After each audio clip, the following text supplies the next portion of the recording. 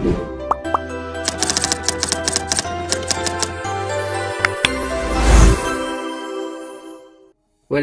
to the computer building playground.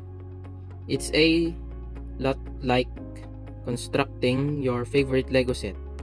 Picture each component as a specialized Lego brick.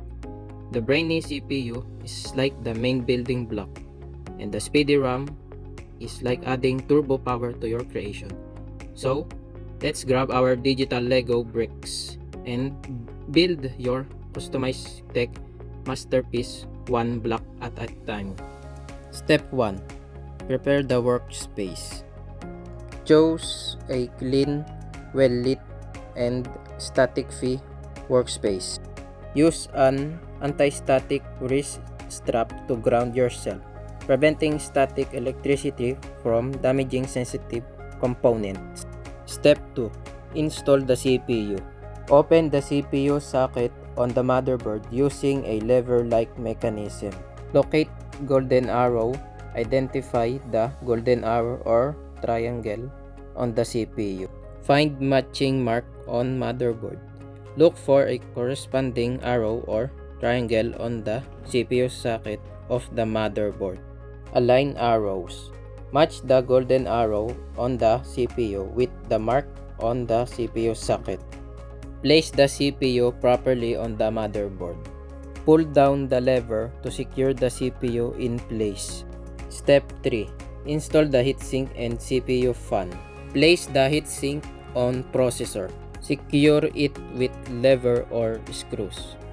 After this, you will need to connect the cables of the heatsink on the motherboard. Again, look into the motherboard manual on where to connect it and connect it to the right port to get your heatsink in operational mode. Step 4. Install the RAM, random access memory. Locate the RAM slots on the motherboard. Push it down into the slot. Make sure the both clips hold the RAM properly. Step 5. Install the motherboard. Unscrew and open the side doors of the cabinet. Lay the cabinet on its side. Put the motherboard in place. Drive in all the required screws on the motherboard screw mounting points. Step 6. Install the hard disk drive. Place the hard disk to the bay. Secure it with screws. Connect the power cable from power supply unit PSU to hard disk.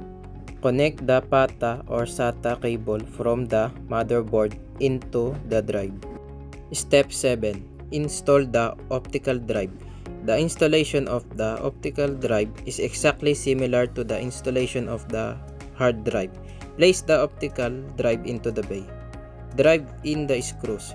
Connect the power cable and data cable. Step 8. Install the expansion cards. First, you will need to think out whether your expansion card slot is AGP or PCIe, etc. Then align it to the slot, click it into the place, and then secure it. Step 9. Connect various cables. You will need to consult your motherboard manual on finding the appropriate port for connecting various cables at the right place on the motherboard.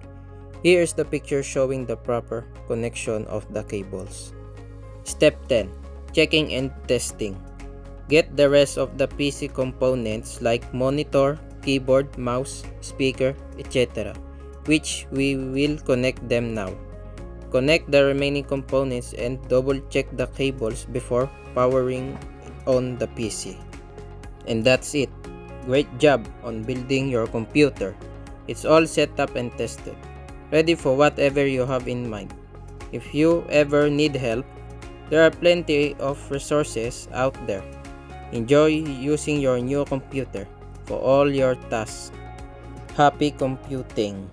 Sa barakaray, whatever.